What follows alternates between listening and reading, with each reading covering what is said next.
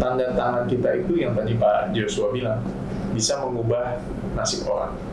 Tanda tangan kita bisa mengubah nasib orang lebih baik atau bisa mengubah nasib orang lebih buruk daripada yang sekarang. Makanya kita harus hati-hati. Sama, menjadi lawyer juga gitu. Ketika kita menerima klien, yang ada kita bisa mengubah nasib dia menjadi lebih baik atau malah lebih buruk. Dengan adanya kitanya harus hati-hati. Resesi saat ini adalah sebuah kata yang sangat menakutkan, di mana seluruh dunia tengah mengalami keterpurukan ekonomi pasca COVID dan dampak perang Rusia-Ukraina. Akan tetapi, kali ini kita akan melihat resesi ini dari sudut pandang seorang praktisi hukum, seorang advokat, karena profesi ini adalah tiang untuk bisa juga mencegah resesi itu. Bagaimana? Bersama saya hari ini telah hadir 3 orang narasumber yang teman-teman udah nggak asing lagi dengan yang baju putih ya.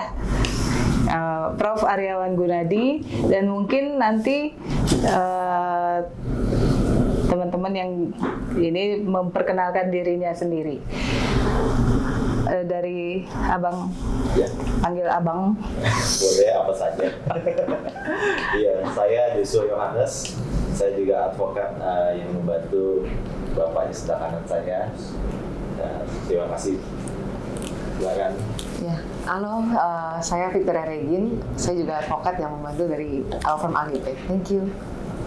Kita nggak tanya organisasinya apa, udah nggak usah ya, Prof ya nggak. Organisasi advokatnya apa gitu, Pradi mana, panjang lagi nanti. Udah cukup advokat sekarang gitu. Gitu. Ya, selamat tahun baru semuanya, semoga ke depan ya, makin banyak berkat dan sehat ya. Amin. Hukum ID makin sukses. Amin. Amin. Jadi jangan lupa subscribe juga. Comment, like, and subscribe. Like and subscribe. Prof, terkait dengan kata resesi, ini kan ada beberapa tokoh yang awas 2023 kita resesi, harus hati-hati saving apa gitu, potong marketing budget atau bla bla bla, semuanya udah siap-siap karena itu menurut pandangan Prof dari sisi Prof sebagai praktisi hukum, itu gimana Prof melihat ini? Iya, terima kasih Ibu Rizka dan pemirsa Hukum ID ya, yang selalu memberikan update isu yang terkini. Dan memang ini sekarang lagi hot topic mengenai resesi. Terutama belakangan ini kita mendengar istilah resesi itu yang digaung-gaungkan di tahun 2023. Saya punya background, kebetulan kan ada 2 sisi.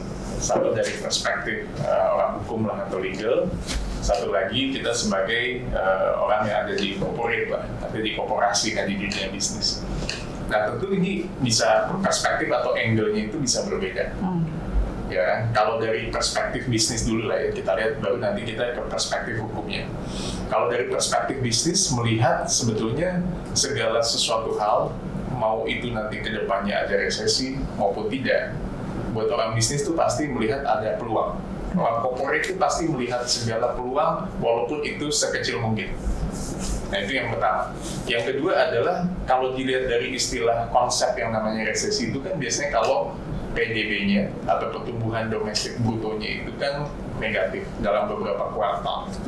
Nah kita lihat bahwa memang sempat kita mengalami satu posisi di negatif. Akan tetapi di closing kemarin 2022 kan yang saya coba lihat, kita kan ada pertumbuhan sekitar 5,72% kalau saya nggak salah. Jadi artinya trennya itu sebenarnya positif gitu. Nah cuman memang kalau dilihat dari himbauan dari World Bank, dari IMF menyampaikan bahwa Eropa, China, ya kan, juga Amerika dan negara-negara belahan tentu di beberapa organisasi internasional akan mengalami dampak resesi di tahun 2023. Tadi seperti yang Ibu Rizka bilang betul, salah satu dampaknya adalah war Rusia dan Ukraina. Perang Rusia-Ukraina itu luar biasa. Berdampak sekali Prof ya? Sangat berdampak. Kenapa? Karena kita tahu bahwa Rusia-Ukraina misalnya salah satu contoh penghasil gandum yang terbesar ya di dunia.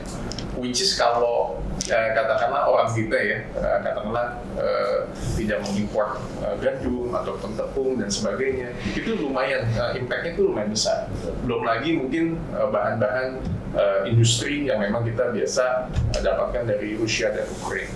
Makanya pada waktu itu Pak Jokowi sempat ke Rusia, ke Ukraina dengan tujuan untuk melakukan satu diplomasi internasional, ya kan, untuk melihat memanfaatkan momentum Indonesia sebagai presidensi G20 untuk melobi itu. Nah, dari perkembangan yang terbaru memang IMF menyampaikan bahwa akan mengalami resesi di beberapa negara. Ya kita tahu lah, Inggris kan salah satu negara yang mengalami resesi luar biasa. Makanya Perdana Menterinya mundur, digantikan dengan apa yang baru kan. Nah ini yang baru ini cukup energik, mencoba untuk membangkitkan posisi Inggris menjadi punya role play lah di belahan negara dunia. Nah kalau dari sisi bisnis memang kalau kita lihat kita punya beberapa industri lah, baik kesehatan, mungkin dunia properti, pendidikan dan sebagainya. Kita melihat dampak itu memang ada, akan tetapi belum serta-merta bahwa ini punya dampak yang sangat signifikan untuk dunia korporasi. Nah sekarang kalau dari sisi hukumnya itu bagaimana gitu? Karena kalau dilihat dari perspektif hukum kan sebetulnya sebenarnya dengan waktu pandemi COVID selama 2 tahun, itu sebagian orang juga menyampaikan sebenarnya masa resesi itu di 2 tahun itu.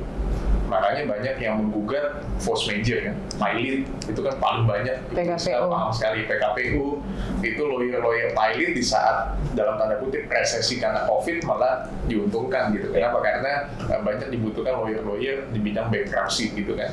Nah, artinya di bidang hukum sendiri melihat bahwa dampak resesi ini memang untuk profesi hukum sendiri sih nggak terlalu, apalagi kawan-kawan advokat di sini mungkin banyak yang memiliki law firm atau sebagai advokat muda, ya kan, punya peluang yang justru lebih besar. Nah, saya justru ingin memberikan saran dalam masa yang dalam tanda kutip diduga ada resesi di 2023. Masih diduga ya, Bro? Diduga kalau menurut saya. Karena saya melihat segala proses kuartal tiap bulan. Karena di kita kan trennya masih positif, ya kan? Jadi saya melihat itu bahwa dengan tren masih 5,72%, ya harusnya PDB kita masih oke lah, domestic brutalnya. Nah ini yang kita manfaatkan momentum itu supaya lawyer-lawyer itu bukan hanya belajar dari perspektif hukumnya, tapi perspektif ekonomiknya pun juga harus ada. Makanya orang-orang belajar analisa ekonomi dari hukum, economic analysis of law. Karena hukum dan ekonomi itu satu mata uang yang sebetulnya bisa saling bergantung satu dengan yang lainnya. Saya baru semalam kita lihat berita, kalau tengah malam saya lihat berita, itu sebenarnya upaya dari pemerintah sih ada untuk menekan resesi. Salah satunya adalah pakailah local produk lokal. Kemarin pemerintah Pak Jokowi dengan Menteri PUPR dengan Menteri BUMN, dia dari Pekanbaru kalau nggak salah ya. Dia ke mall di Pekanbaru, dia pakai baju Hammer. Kalau kita sebut brand, karena ini brand lokal. Jadi dia memakai baju, menyampaikan bahwa kita bangga dong dengan produk lokal. Ke mall dia pakai baju itu. Gitu. Artinya cobalah cintai produk dalam negeri dengan tujuan apa? Karena produk impor itu pasti akan nilainya gila-gila. Makanya produk lokal itu yang dia coba gaungkan untuk menekan yang tadi dibilang dugaan resesi yang akan menimpa di tahun 2023 gitu. Kalau dari perspektif Prof sebagai orang hukum, bagaimana Prof memandang itu? Sebelum saya pindah ke advokat muda nih. Pak Joshua atau Bu Retna ya. Iya. Oke. Ya kalau saya melihat, saya memandang resesi itu kan tadi dibilang bahwa resesi itu akan terjadi kan sebenarnya bukan hanya dampaknya terhadap ekonomi, ya kan, tapi dampak terhadap hukum ekonominya pun juga bisa terjadi turbulence lah. Memang itu dimungkinkan ada. Makanya dari perspektif hukum itu banyak perusahaan-perusahaan yang sekarang itu justru membutuhkan orang-orang yang memang expert di bidang corporate sebenarnya untuk melakukan rekonstruksi di bidang hukum. Jadi di dalam hukum itu kan ada yang namanya futurologi hukum. Jadi kalau ini misalnya perusahaan katakanlah posisinya sekarang ngeracanya masih positif, tahun 2023 negatif, dari perspektif hukum ekonomi gimana nih melihatnya? Nah, mereka melakukan analisa ekonomi atau analisa hukum dari kebijakan ekonomi yang ada. Pemerintah kan mengeluarkan Undang-Undang Cipta Kerja, Omnibus Law. Kemarin dikeluarkan Perpu. Perpu itu baru 2 hari 3 hari yang lalu kan. Perpu itu sebenarnya untuk mengisi kekosongan sebenarnya dengan waktu ada judicial review di Mahkamah Konstitusi dengan tujuan sebenarnya untuk menekan resesi gitu. Jadi kalau dari upaya-upaya pemerintah dari perspektif legalnya menciptakan itulah. Tapi kalau saya lihat dari kacamata hukum adalah coba kita sebagai advokat muda ya untuk melihat dari perspektifnya analisa ekonomi dari hukum, melihat kebijakan ekonomi yang dibuat oleh pemerintah dari perspektif legal, apa keuntungannya, apa kerugiannya, dan dampak kepada korporasi yang ada di Indonesia. Nah mungkin kalau kita yang bekerja sebagai legal advisor di perusahaan itu Bu Rizka, kita mungkin bisa memberikan satu suggestion atau masukan yang baiklah kepada korporasi atau industri yang ada di lingkungan kita. Mungkin itu. Saya mau pindah nih ke advokat muda nih. Saya bilang advokat muda karena emang Mas muda kan gitu. Mas Joshua, jadi resesi ini kan bisa jadi sebuah peluang juga, walaupun penderitaan sengsara membawa nikmat untuk para lawyer kan. Kalau lawyer kan kayak kalau ada masalah, bener nggak sih? Betul. Kan gitu. Jadi bagaimana Mas Joshua memandang hal ini? Apakah ini beneran jadi peluang atau ancaman? Baik, terima kasih Bu Rizka. Untuk pemirsa Hukum ID, kalau mungkin saya menambahkan dari Prof. Aryawan tadi soal resesi, karena saya sebelumnya juga sempat baca-baca dan saya juga ada background, saya mengelola beberapa perusahaan juga dan ada teman-teman yang memang ahli di ekonomi. Mereka itu mengatakan sebetulnya kalau dibilang resesi, kita belum masuk resesi. Secara dunia global memang sudah resesi. Data itu yang diberikan pertumbuhan GDP dunia tahun 2021 itu 6%. 2022 turun jadi 3,2% dan 2023 diperkirakan 2,7%. Nah, sementara berapa untuk Indonesia? Indonesia itu 2022 tadi sudah disampaikan sekitar 5,7%. Di 2023 kira-kira 5%. Jadi sebetulnya kita masih oke, stabil. Dibilang resesi, kita bisa optimis bilang kita tidak resesi. Tapi tetap harus waspada. Kenapa waspada? Karena kita akan kena dampaknya. Nah, saya tanya sama teman saya, kok bisa Indonesia bisa kuat? Kok pemerintah kita bisa menjaga supaya Indonesia ini tidak kena dampak global secara signifikan? Jawabannya, pertama, kita tidak bergantung pada ekspor. Ekspor kita nilainya hanya 25% dari PDB. Sementara kalau kita lihat negara tetangga seperti Singapura itu sampai 200%. Jadi negara-negara yang bergantung pada negara lain ini akan terkena dampaknya lumayan besar. Dan puji Tuhan, alhamdulillah kita masih bisa bertahan. Terutama karena kuatnya UMKM yang ada di kita. Jadi semakin banyak uang itu beredar, makanya ada pakar ekonomi juga mengatakan malah di saat-saat ini kita jangan menyimpan uang. Kalau kita spending money di tahun 2023 ini ke produk lokal, seperti yang disampaikan Prof. Aryawan tadi, kita membantu supaya negara kita tidak resesi. Ya, supaya pertumbuhan ekonomi ini meningkat. Nah, sekarang dari sisi hukum bagaimana? Apakah ini peluang atau ancaman? Nah, tadi setelah dikatakan advokat muda, saya rasa kita semua di sini masih muda-muda semua. Saya melihat ini adalah suatu peluang yang besar sekali. Tadi kalau dikatakan kalau advokat itu makannya makin banyak kalau banyak masalah, ya betul sekali. Yang saya mau jadi pesan adalah kita sini melihat adanya pertama agility. Sebagai advokat kita kan juga sebagai bisa dibilang sebagai pengusaha juga, sebagai entrepreneur. Kita harus agile untuk melihat peluang, melihat adanya kesempatan. Oh, kalau misalkan lagi banyak perusahaan yang bankrupt, kalau gitu kita harus perkuat di pilihan PKPU. Lalu bisa juga kita misalkan tadi sebagai legal advisor yang ada di perusahaan, kita melihat pemerintah kita memiliki gerakan yang baik, menguatkan kebijakan finansial, moneter, perpajakan yang sudah dikeluarkan untuk supaya menjaga resesi ini tidak terpuruk. Nah, kita sebagai sisi hukum melihatnya bagaimana supaya perusahaan yang ada yang memperkerjakan kita itu mengambil kebijakan yang tepat. Saya berpesan mungkin kalau bisa PHK itu adalah option yang terakhir. supaya satu perusahaan itu tidak kehilangan talent, tidak kehilangan aset dari sumber daya manusianya yang sudah dilatih, sudah keluar biaya macam-macam. Tetapi kita bisa siasati misalkan dengan pengurangan jam kerja. Tentu perlu ada legal advisor yang mengerti mengenai hukum ketenagakerjaan, yang paham mengenai peraturan terbaru dengan adanya undang-undang cipta kerja dan peraturan lainnya. Saya rasa ini adalah peluang yang tepat dan baik sekali untuk seorang praktisi hukum di tahun 2023. Itu dulu, terima kasih. Selama harga Indomie masih di bawah 5.000, Indonesia masih aman ya. Saya rasa gitu. itu. Kakak mungkin ada pendapat untuk menambahkan Mas Joshua. Advokat muda juga. Oh, advokat muda, iya. Ya, mungkin sedikit menambahkan dari Prof. Aryawan dan Pak Joshua sebagai advokat muda kita. Mungkin sama-sama kita kaum milenial ya Pak, Bu. Karena kita sama-sama masih kaum muda. Nah, justru karena kaum milenial ini seringkali kita sulit untuk mungkin mengelola kondisi ekonomi kita. Nah, kalau kita lihat dari segi jumlah perkembangan masyarakat di Indonesia dan di dunia, sebenarnya yang perlu kita perhatikan itu Gen Z dan Gen X-nya kita. Nah, seringkali kenapa resesi ini mungkin terjadi karena sifat konsumtif kita yang mungkin di waktu-waktu lalu kita masih menggunakan produk-produk luar negeri, yang masih bangga dengan produk-produk luar. Sesuai yang tadi Prof dan Pak Joshua mungkin sudah sempat sampaikan ya, Bu.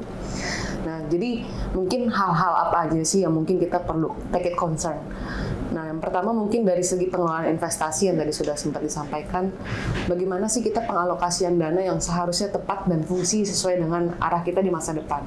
Nah, mungkin aku mungkin bisa share sedikit untuk waktu-waktu ke depan teman-teman kaum muda, milenial, Gen Z atau Gen X, mungkin rekan-rekan dari Hukum ID bisa sama-sama mencoba untuk investasi yang kecil-kecil dulu, tapi sama-sama kita menilik lagi apa sih investasi ini, apakah ini sudah terdaftar di OJK, apakah ini juga sudah terverifikasi. Jangan sampai kita sering tergiur dengan pinjaman online yang lagi marak ya Bu, dan kemudian kita juga tiba-tiba ngelihat oh ada uang instan nih yang kita bisa pakai untuk bisnis-bisnis instan. Nah, seringkali UMKM ini sering dikasih kelonggaran dengan berbagai macam dukungan hukum seperti Undang-Undang OJK, kemudian juga kita ada perkembangan dengan Undang-Undang HPP yang tahun 2021 terbit. Namun seringkali kita jadi terhambat juga karena pengelolaan dana kita yang putarannya mungkin salah, itu sih. Dan mungkin kita juga perlu menilik kembali dengan pendapatan tambahan di luar itu. Nah, kalau misalnya dari beberapa perusahaan yang baru, yang masih growing, growth investor ataupun mereka yang masih baby dalam hal startup bisnis, mungkin teman-teman yang dari Hukum ID bisa concern juga dengan menggunakan firma. Mungkin kita sedikit promosi ya Pak. Nah, kalau firma itu apa sih fungsinya? Mungkin kalau tadi Bu Rizka sempat bilang ladang emas nih di sini. Nah, tapi sebenarnya bukan hanya sebagai ladang emas Bapak Ibu. Tapi kita juga bisa concern bahwa kalau dengan firma kita bisa memberikan asumsi, kita bisa berikan opini sehingga mengurangi resiko bisnis ke depannya. Nah, jangan sampai dengan adanya bisnis kita gagal, akhirnya kita makin crashing down dan membuat 2023 kita makin sulit untuk dihadapi. Itu aja Bu Rizka, terima kasih. Iya. Balik ke Prof nih. Nah, untuk menyiasati Prof, ini kan sebenarnya kayak 98 itu lawyer kita yang lama itu udah ya bisa beli Lamborghini kan gitu. Nah, kalau sekarang kan kita kondisi sulit, apalagi pasca kita lepas dari yang namanya pandemi kan, COVID. Untuk bangkit saja kita harus mengerahkan sekuat tenaga. Nah, itu untuk menjaga stabil law firm atau apa itu, mungkin Prof bisa cerita sedikit tentang AG and Partners ini. Itu kan nggak mudah untuk bertahan di kondisi sulit. Betul, itu gimana? Betul. Ya, terima kasih Bu Rizka. Sedikit buka dapur nggak apa ya? Dengan kita sharing kepada teman-teman. Jadi memang awalnya memang law firm AG and Partners ini kita dirikan itu memang sudah beberapa tahun yang lalu lah. Jadi kita sebetulnya ada 3 lokasi. Yang satu lagi ini kita lagi persiapkan untuk cabang yang ketiga di Agen Partners juga. Agen Partners di Kelapa Gading. Jadi kita memang visinya law firm ini kita memang membagi 2. Jadi yang kita handle itu memang case-case yang selama ini ya yang ada di dalam negeri dan internasional juga ada beberapa. Memang banyak yang berkaitan dengan corporate lah atau business law dan sebagainya. Nah, fokusnya kita itu bukan hanya yang komersil saja, tapi yang pro bono, yang sosial pun juga kita jalankan juga. Jadi dua ini berkesinambungan. Karena memang law firm ini didirikan itu sebenarnya walaupun saya sebagai managing partner, artinya ini kedepannya ini akan kita hibahkan kepada dedikasi saya kepada teman-teman yang muda. Jadi semua aset ini sudah kita miliki dan kita atasnamakan firma juga sebagai bentuk kedepannya adalah ya passion lah kita terhadap dunia hukum. Karena sekarang banyak anak-anak muda yang jujur ingin menjadi lawyer, menjadi advokat, tetapi kita tidak bisa pungkiri untuk memiliki sebuah kantor itu kan butuh sewa, butuh virtual office, itu butuh cost lah. Jadi kita yang merintis itu saya bisa merasakan. Makanya kita lagi kumpul ini anak-anak muda dan saya percaya banget sama anak-anak muda dikombinasi sama yang senior karena partner kita juga yang senior-senior juga ada untuk bisa mengembangkan itu. Nah, pertanyaannya kenapa ketika saat resesi ini boleh dicek ya mungkin ke Victoria atau ke teman-teman gitu ya, kita di resesi ini atau pandemi di saat orang lain turun kita malah Baik. ya oke lah, posisinya oke. Kenapa? Karena yang pasti yang pertama adalah yang paling penting menurut saya adalah kita harus punya uniqueness, itu menjadi penting. Kalau di perusahaan kan ada yang namanya UVP, uniqueness, value, proposition. Jadi harus ada pembeda. Jadi memang menurut saya bilang ke depan jangan hanya mengandalkan figur, misalnya saya atau beberapa partner yang lain, tetapi kita yang berbeda adalah kita kalau case itu kalau kita pegang harus sampai selesai. Kalau bikin LO dari awal sampai selesai, bikin legal memorandum harus awal sampai selesai, megang perkara baik of counsel di luar pengadilan ataupun di pengadilan harus selesai, ya kan? Nah, mungkin di kita itu anak-anak muda kita ini paketnya lengkap.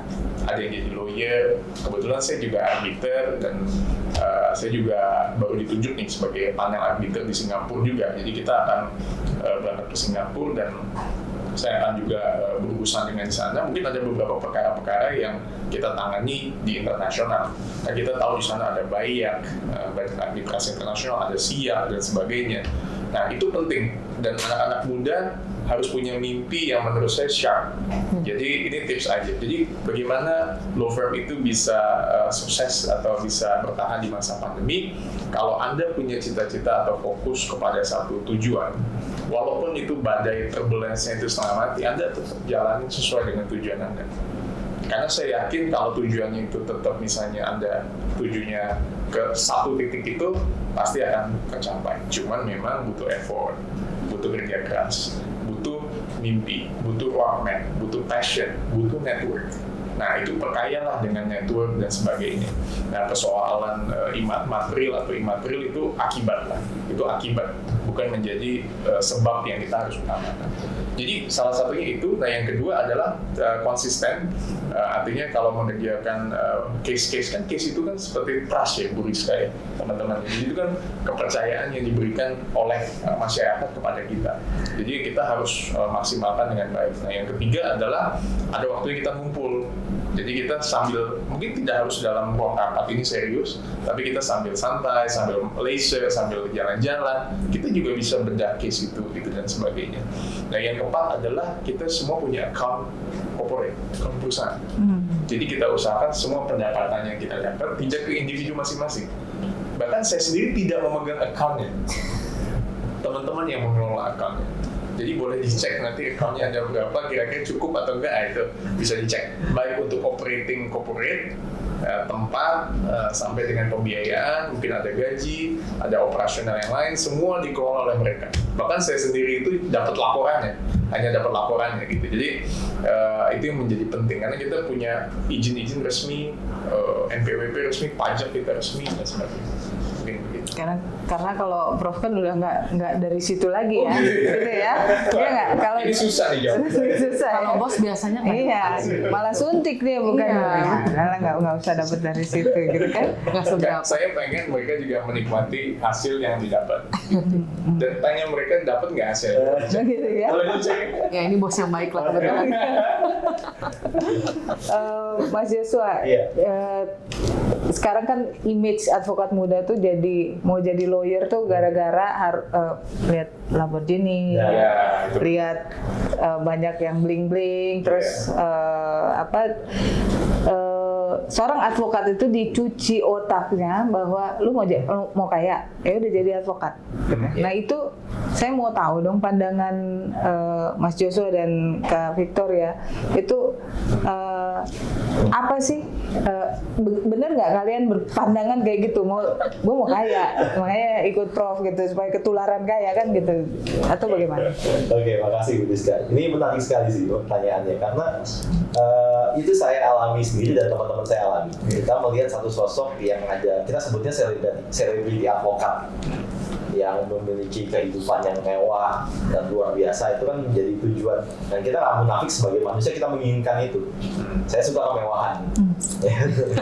Nah, semua suka kemewahan. Cuman saya bersyukur, salah satunya saya bertemu dengan Prof. Aryawan.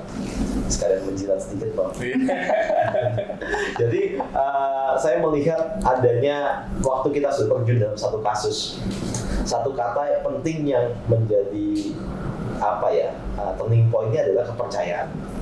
Jadi saat kita dapat kasus itu dari seorang klien, di mana klien itu mendapatkan masalah, ada kasus, apakah kita tujuannya ingin menyelesaikan masalah dia atau menambah masalah dia?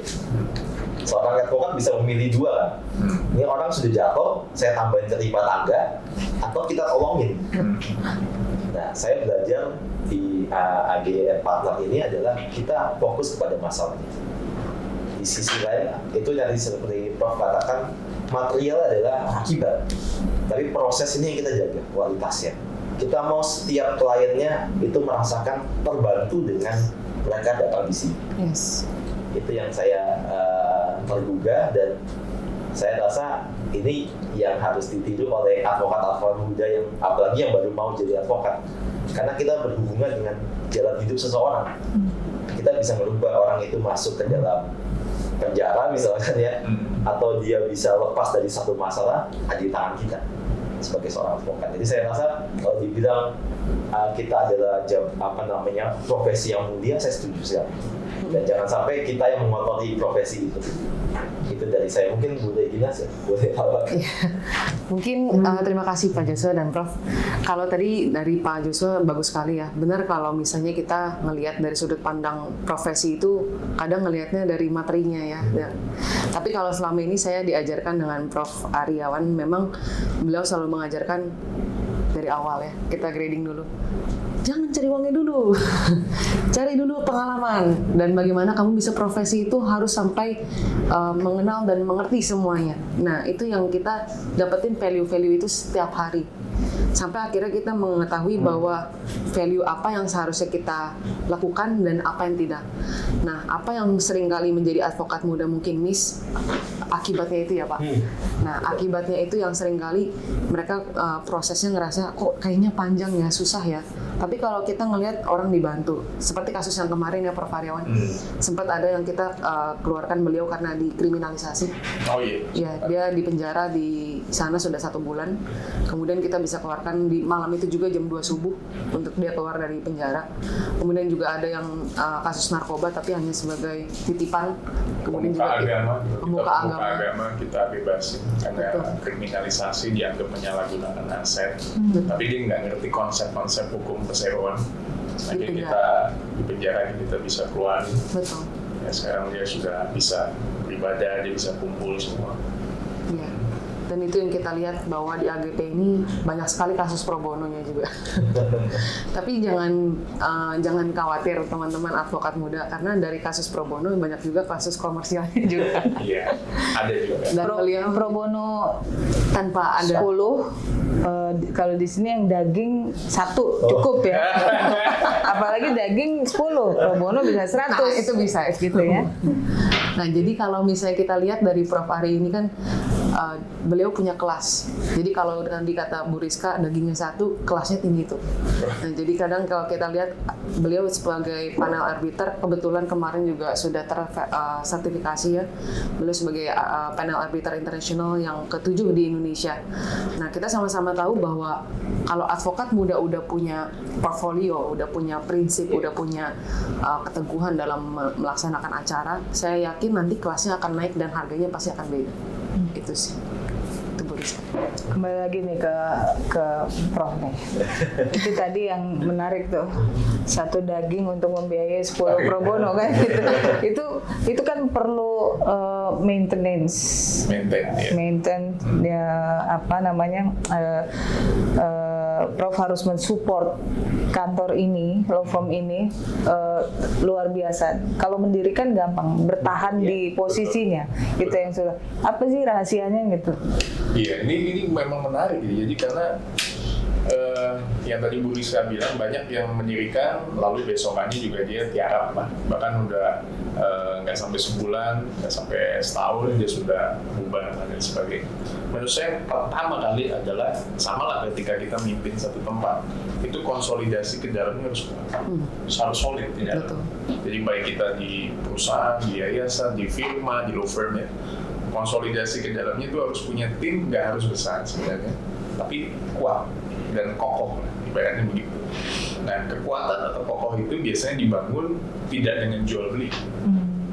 Gue kerja apa, gue bayar lo berapa, tapi mulailah dengan persahabatan, kekeluargaan. Jadi karena di dalam satu tempat ini kan kekeluargaan menjadi penting.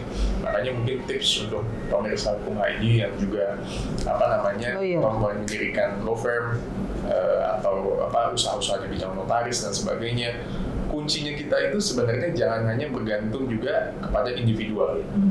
Ya tadi kan kekompakan. Kedua adalah jangan hanya bergantung kepada satu orang. Kenapa? Karena kekuatannya itu justru ada di masing-masing. Gitu. Nah ini kan adalah contoh nih, hari ini kita diskusi bareng.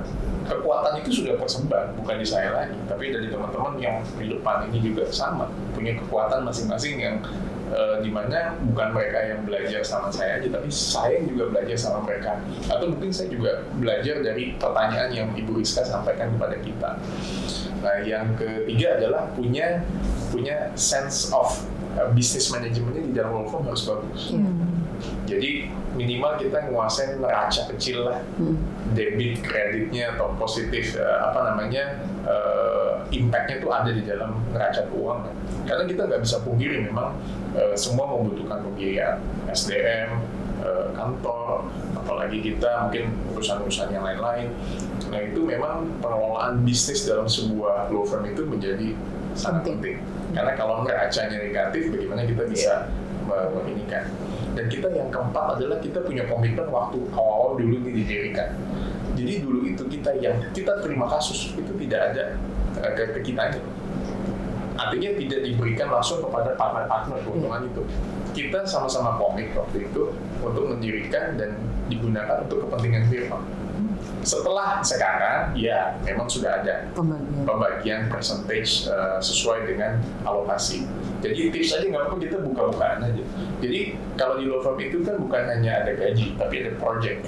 Nah, dalam satu kasus yang daging tadi Ibu bilang, ya kan kita pernah nggak dapat project miliaran persen? Bilang kan kita yes kita ada.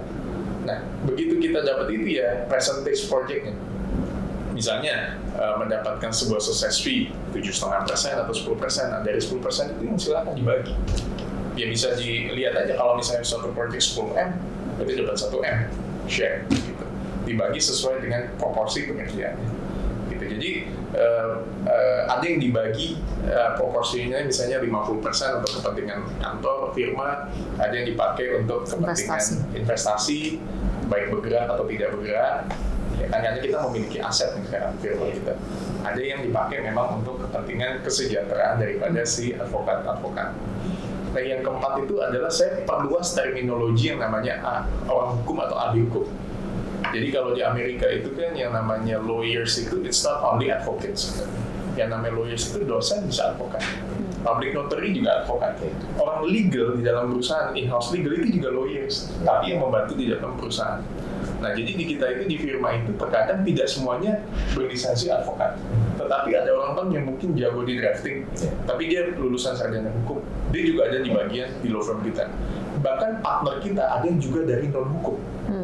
Tapi pernah jadi direktur kepatuhan di sebuah bank, direktur legal, tapi dia bukan orang hukum, tapi dia punya legal mindset. Nah itu yang penting, legal mindset itu menjadi penting. Betul. Karena dia melihat segala sesuatu dari perspektif mungkin ekonomi dan hukumnya gitu. Jadi kita perluas itu sehingga law firm kita itu diperkuat dengan kawan-kawan yang bukan hanya bidang hukum, mungkin bidang ekonomi. Ini yang membantu kita, ada orang komunikasi, orang desain, itu semua menjadi satu tim yang menjadi soliditas dari sebuah law firm. Nah, mungkin itu tipsnya. Gitu. Ketika baru disumpah, otak para advokat muda ini kan Ideal. yang penting gue dapat klien gitu loh. Apapun bentuknya dan apapun bagaimanapun juga teken kuasa duit aja pokoknya. Nah, saya ngobrol dengan Bang Rifai Kusuma Negara yang dari Pradi, Ketua Dewan Kehormatan, temennya Prof itu. Disapa dulu dia. Kalau habis dia suka kegigit-gigit lidahnya kalau nggak disapa. Jadi menurut beliau itu angka pengaduan sekarang itu terhadap advokat sangat-sangat tinggi. Nah, itu karena mindset yang salah. Nah, kalau menurut Prof, nanti juga saya mau minta Kak Victoria dan Mas Joshua, kalau menurut Prof apa yang salah dari mindset mereka itu? Karena sekarang kalau dulu mungkin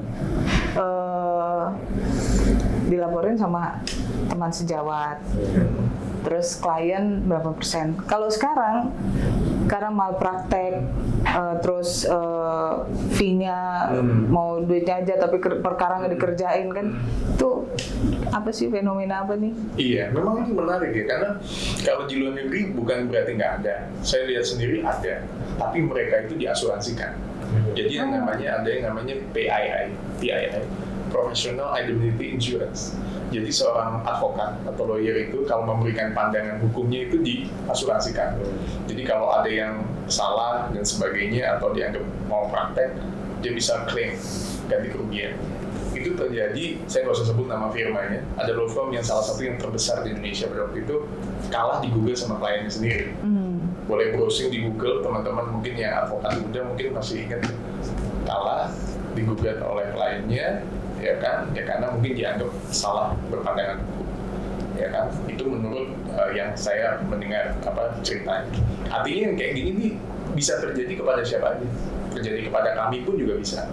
Makanya sebelum kami menaikkan satu dokumen, saya ingat banget dulu guru saya selalu bilang, kalau kita menjadi pejabat, pemimpin perusahaan atau pemimpin apapun, tanda tangan kita itu yang tadi Pak Joshua bilang bisa mengubah nasib orang. Tanda tangan kita bisa mengubah nasib orang lebih baik atau bisa mengubah nasib orang lebih buruk daripada yang sekarang. Makanya kita harus hati-hati. Sama, menjadi lawyer juga gitu. Ketika kita menerima klien, yang ada kita bisa mengubah nasib dia menjadi lebih baik atau malah lebih buruk. Dengan adanya kitanya harus hati-hati. Nah, makanya yang tadi dibilang pengaduan terhadap lawyer karena ketidakpuasan, mungkin karena perseteruan, itu sekarang lebih banyak didominasi oleh rekan sejawat. Karena yang tadi saya bilang, trust di antara mereka itu, kekompakan, soliditas itu udah nggak ada lagi. Jadi chemistry itu udah nggak ada lagi. Makanya menurut saya penting sekali di dalam satu firma itu yang namanya chemistry. Kedua adalah kita memang nggak bisa lepas dari yang namanya figur dan portfolio. Oke lah, misalnya kami beberapa orang kami yang mungkin ada yang senior dianggap sebagai figurnya, ya kan? Tetapi untuk bertahan di zaman sekarang ini, kalau sebuah law firm nggak punya portfolio, ya kan, nggak punya portfolio, dia tidak akan bisa dikenal, yang pertama. Kedua adalah reputasi dia untuk menangani case-case yang di-handle itu kan katakanlah gagal atau dia tidak dipegang atau ambil uangnya terus lari. Nah itu kan nggak baik. Jadi penting sekali memang yang namanya law firm itu memiliki portfolio daripada orang-orang yang ada di dalamnya. Tidak terlepas dia tua, muda, senior atau junior, tapi portfolio itu bisa dibentuk dan dikaryakan. Nah, termasuk mereka ini, mereka punya portfolio di firma, di yayasan atau di perusahaan.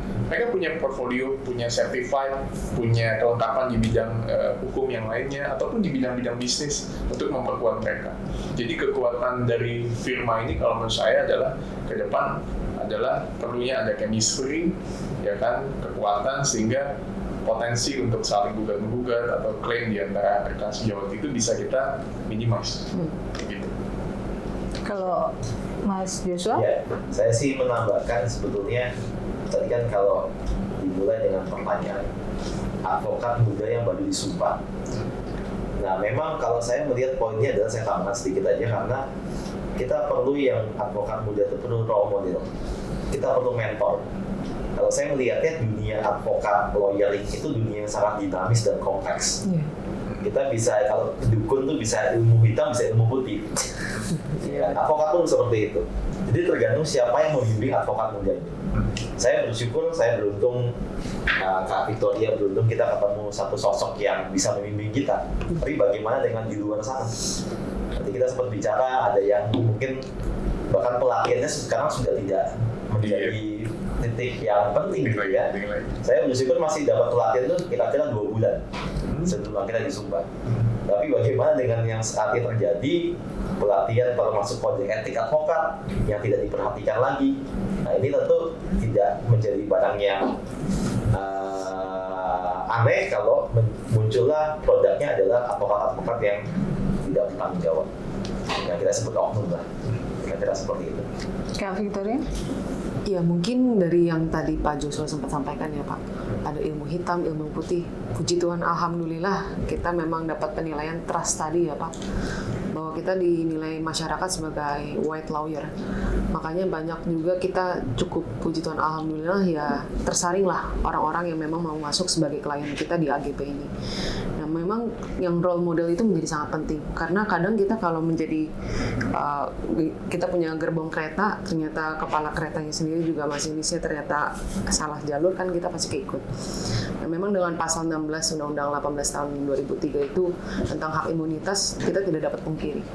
Cuma dengan adanya undang-undang imunitas seringkali advokat muda ini berlindung di baliknya dan akhirnya mereka merasa bahwa kita cukup kok, yang penting kode etik dijalankan dengan seadanya, bukan sebaiknya begitu. Dan jadi mungkin pesan buat teman-teman advokat muda yang nonton hukum.id ini jangan lupa di-subscribe. Nah, di-share juga. Promosi. Nah, ini jangan lupa kontennya makin lebih deep ya, Pak. Iya. Jangan lupa bahwa kita perlu role model ngelihat Bu Rizka terus di sini biar senyum terus. Yang selalu konsisten. Betul. Tadi saya tanya sebelumnya, YouTuber hukum di Indonesia berapa banyak? Belum banyak. Yang menyajikan konten di bidang hukum ya memang hukum IT. Iya. Kalau yang lain kan mix dengan entertainment. Iya, Jadi Yang kan daging ya Pak. Iya. Itu Bu Rizka. luar biasa. Balik lagi Prof ke daging tadi itu. Kita bahas apa lapar hari ini. ini? Nah itu pasang surut dan sebagainya kan Prof udah rasakan di law firm ini, ya kan, mulai dari kolesterol naik gara-gara ada salah satu lawyer yang nakal bandel. Nah itu itu perlu disaring nggak sih, misalnya Prof sebagai founder, ya itu masuk ke AGP ini disaring dulu, nggak ada tes atau di endorse dulu, ini bandel deh, nggak usah gitu. Cukup pakai jari udah gitu, atau bagaimana gitu? Iya. Di kita tuh memang ya kalau yang melamar sih ada ke website kita ada website juga, kita juga ada email yang masuk ke kita, application dan sebagainya. Tapi memang kita lebih prioritas yang kita invite. Jadi biasanya kita kalau lihat dia udah teruji cukup lama di beberapa tempat, kita tawarin mau nggak bergabung gitu kan sama kita. Kebetulan dia pun juga mau, ya kita join biasanya gitu. Jadi memang rekrutmen itu menjadi kunci sih. Ya, lagi-lagi saya bilang di kita tuh hampir turnover-nya tuh sama sekali hampir tidak ada gitu. Kenapa? Karena kita benar-benar melihat tuh hati-hati sekali yang kita ajak bergabung ini. Karena yang kita ajak bergabung ini belum tentu tidak harus full timer di kita. Tidak harus full timer 8 to 5 atau pagi sampai malam ada di sini, enggak. Tapi kan sekarang kan semua orang bisa kerja work from anywhere, atau WFI. Jadi kan bisa di mana-mana. Tapi home base-nya tetap ada di sini misalnya. Nah, rekrutmen itu menjadi kunci karena ketika kita merekrut orang itu kan pasti harus punya integritinya, harus punya kepakarannya kan harus ada paling tidak. Yang ketiga yang paling penting adalah dia harus punya passion untuk dia mau belajar. Dia loving this job gitu, loving this field gitu. Dia harus mencintai dengan bidang ini. Nah, kalau dia senang di challenge gitu kan, dia pasti akan lebih blended dan senang aja ngerjainnya. Uang tuh nomor kesekian gitu. Nah, di luar itu kesuksesan yang tadi daging yang Ibu Rizka bilang mendapat hasilnya, ya terkadang ya ada yang reguler, ada yang kagetan juga sih. Yang kagetan dalam artian memang mendapat sejumlah yang lumayan lah untuk bisa dibagi-bagikan misalnya. Itu memang kita jujur ada gitu. Rekrutmen menjadi penting. Rekrutmen penting ya. Penting banget. Mungkin ada yang Prof mau sampaikan closing statement untuk para advokat muda. Iya, mungkin kalau advokat Jangan muda lihat Lamborghini gitu. Iya. Jadi bener yang tadi Bu Rizka bilang, kalau dulu stigmanya adalah ya tentu siapa orang yang nggak ingin sukses, mau pakai Lambo, Mercedes, Ferrari dan sebagainya, pastilah. Nah, kan tetapi semua itu jadikan itu menjadi akibat. Karena kita sudah melakukan A, B, C, D, F dan sebagainya gitu kan, maka akibatnya kita mendapat reward. Self reward kan boleh, bukan hanya reward terhadap orang. Kita mendapat sesuatu gitu. Tapi saya mungkin perlu sampaikan kepada teman-teman advokat muda, lakukan itu semua dengan sincere aja, dengan ketulusan aja. Kalau teman-teman lakukan semua dengan ketulusan, segala apapun pasti akan enak ujungnya. Dalam pekerjaan, dalam melakukan tindakan-tindakan keseharian, lakukan aja dengan sincere, dengan tulus, membantu orang dan sebagainya. Nanti rezekinya itu ada dari mana-mana. Nah, yang kedua adalah untuk advokat muda, ya kan, walaupun sekarang mungkin ada yang sudah sudah mulai namanya naik daun, sudah mulai katakanlah udah punya yang tadi Ibu bilang pegangan klien, mungkin dari beberapa tempat sudah ada. Ingat bahwa jangan pernah stop untuk belajar. Harus terus improve. Kenapa? Karena persaingan ke depan itu semakin tinggi. Iya, betul. Ya kan? Bahkan saya selalu bilang, kenapa sih kita harus takut sama katakanlah orang asing yang datang ke kita, ya kan? Yang dianggap biasanya orang asing lebih pintar dari kita. Kita juga bisa kok bersaing dengan orang asing. Yang tadi dibilang Bu Victoria, kebetulan, alhamdulillah, puji Tuhan, saya ditunjuk menjadi arbiter ke-7 di Singapura. Orang Indonesia itu cuma 5 yang ada di Siak. Ya kan, yang ada di Bayak juga nggak ada. Jadi ke-6 atau ke-7. Nanti kami akan megang perkara-perkara dari menjadi hakim, mungkin hakimnya saya satu arbiternya. Kalau di Indonesia memang kami sering jadi arbiter.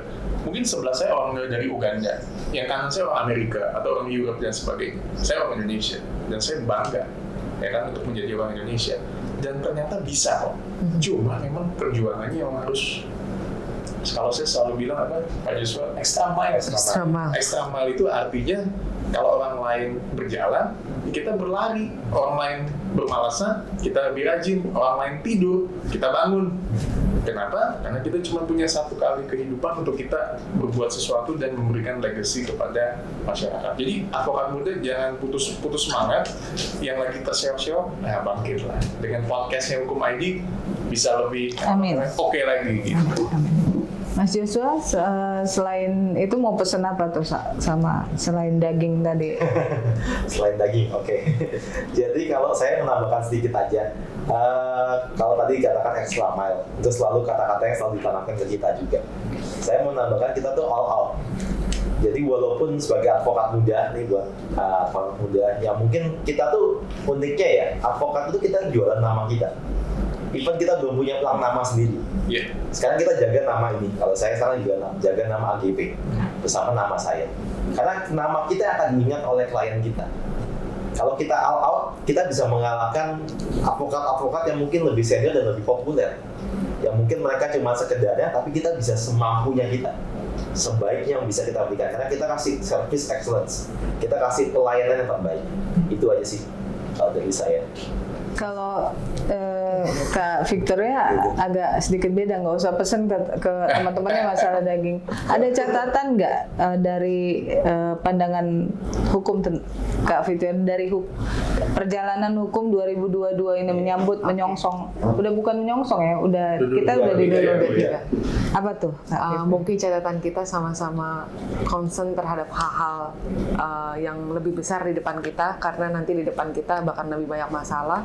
Tapi jangan khawatir bahwa tahun 2023 itu pasti akan dilalui dengan baik, karena kita udah di awal tahun 2023 aja, 2022 udah berlalu dengan baik ya Bu. Dan kedua, kita juga harus ada integriti dalam menghadapi tahun 2023, karena banyak sekali pasti gonjang-ganjing yang kita lalui.